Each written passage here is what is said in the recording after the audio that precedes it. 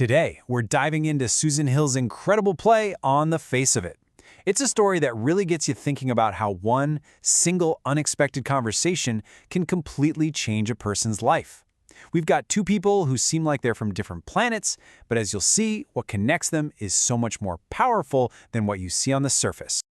And that really brings us to the big question of the whole play. I mean, you look at them, an old man and a young boy. What could possibly be the invisible thread that pulls these two lonely people together?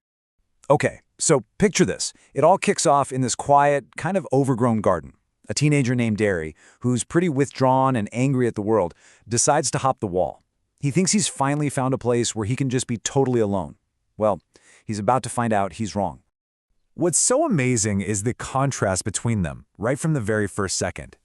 Derry is just a bundle of nerves. He's defensive, he's scared, he's ready to bolt. And then there's Mr. Lamb, the guy who owns the garden. He is the total opposite.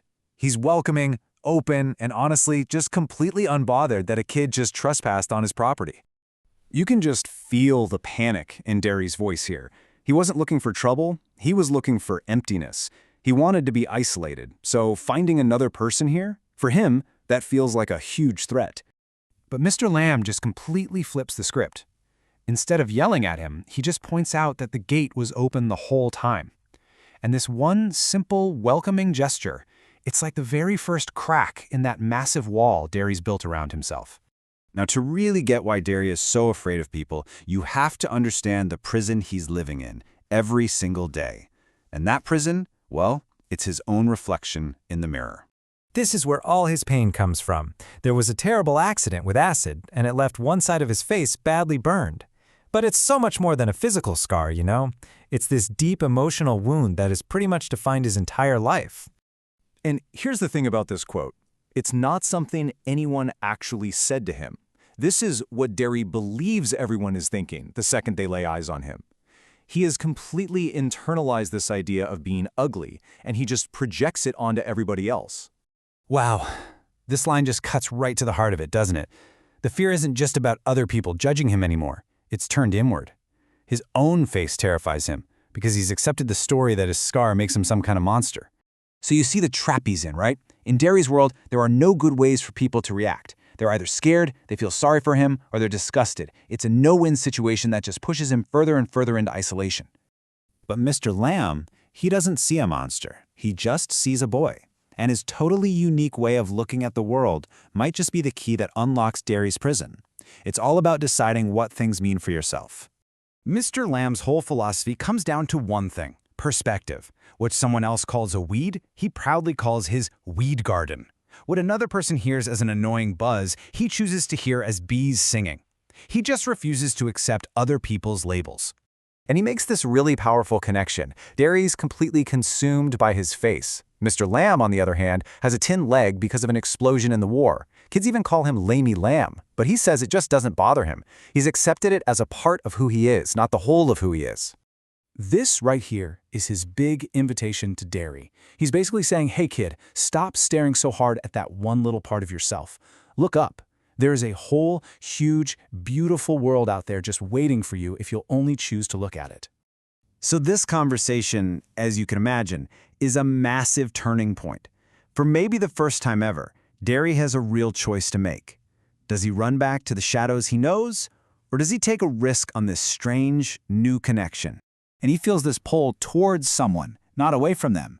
He decides to go all the way home, 3 miles, just to tell his mom he's okay so he can come back. He makes a promise. And it's a promise to Mr. Lamb, sure, but it's also a promise to himself. But of course, the outside world pushes back, and it pushes back hard in the form of his mother. She's heard all the town gossip and prejudice that Mr. Lamb has risen above. She's scared, and she forbids Derry from going back, trying to pull him back into the safety of his old prison. And this is the moment we see the change. For the first time, Derry actually stands up for himself.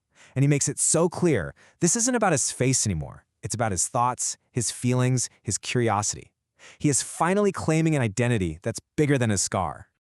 The stakes could not be higher. Derry knows this isn't just about visiting some old man's garden anymore. This is about choosing to live. If he backs down now, he knows he'll be trapped inside himself forever.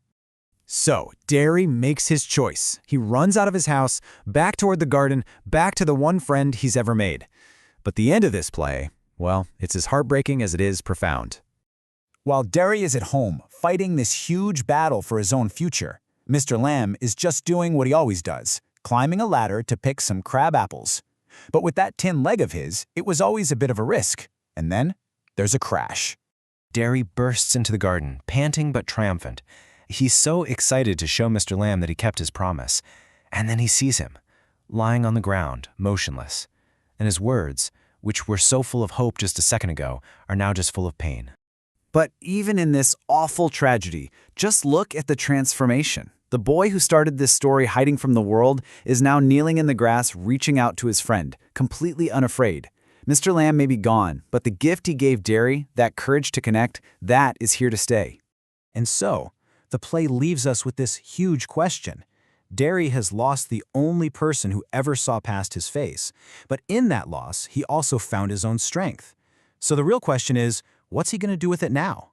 Is he going to carry that lesson forward, or will grief send him retreating back behind his walls? I guess that's for us to decide.